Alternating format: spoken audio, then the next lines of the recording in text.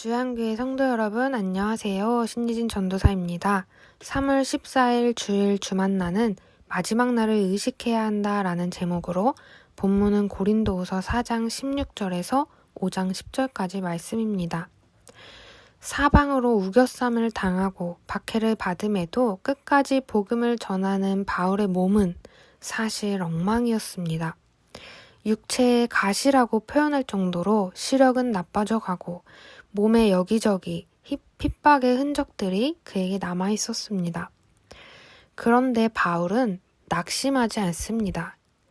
대체 그는 어떻게 그럴 수 있을까요? 두 가지로 살펴보도록 하겠습니다. 그리고 오늘 본문에서 반복되는 단어들을 주의 깊게 살펴보며 말씀을 함께 묵상하기 원합니다. 첫 번째는 영원을 바라보는 사람이었기 때문입니다. 16절에 보면 우리의 겉사람은 낡아지나 우리의 속사람은 날로 새로워지도다 라고 했습니다. 바울은 지금 자신의 모든 삶의 경험과 깨달음을 녹여 이 구절에서 고백하고 있습니다. 바울의 육신 겉사람은 낡아지지만 속사람은 날로 새로워짐을 경험하는 것입니다. 어떻게 그럴 수 있었을까요? 그는 영원을 바라보는 사람이었기 때문입니다. 17절과 18절에는 반복되는 단어가 나옵니다. 잠시와 영원입니다. 우리가 잠시 받는 환난에 경한 것이 지극히 크고 영원한 영광에 중한 것을 우리에게 이루게 함이니 우리가 주목하는 것은 보이는 것이 아니요 보이지 않는 것이니 보이는 것은 잠깐이요 보이지 않는 것은 영원함이라. 잠시 받는 환난에 경한 것, 잠깐이고 아주 가벼운 것은 지극히 크고 영원한 영광에 중한 것을 우리에게 이루게 합니다. 이것을 아는 사람은 잠시 받는 환난을 중한 것으로 여기지 않습니다. 환난 뒤에 있을 영원한 영광에 중한 것을 바라봅니다. 무엇을 바라보는지가 삶의 방향을 결정합니다. 바울은 우리가 주목하는 것은 보이는 것이 아니요 보이지 않는 것이니 보이는 것은 잠깐이요 보이지 않는 것은 영원함이라고 말합니다. 보이는 눈앞의 상황들은 때로 지치게 하고 낙심하게 하고 포기하게 할지 모릅니다. 바울의 눈앞에 펼쳐진 상황은 어떤 것이었나요?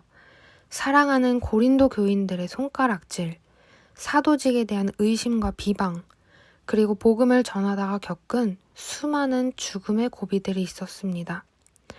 눈앞의 상황을 보면 마치 이 땅의 장막집이 무너지는 것처럼 아무런 희망이 없습니다.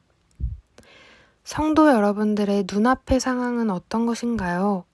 세상의 손가락질, 교회에 대한 의심, 비방, 인간관계의 어려움, 불화, 재정의 부족, 건강의 어려움, 그야말로 낙심하지 않을 수 없는 다양한 삶의 현실들이 눈앞에 놓여 있습니다.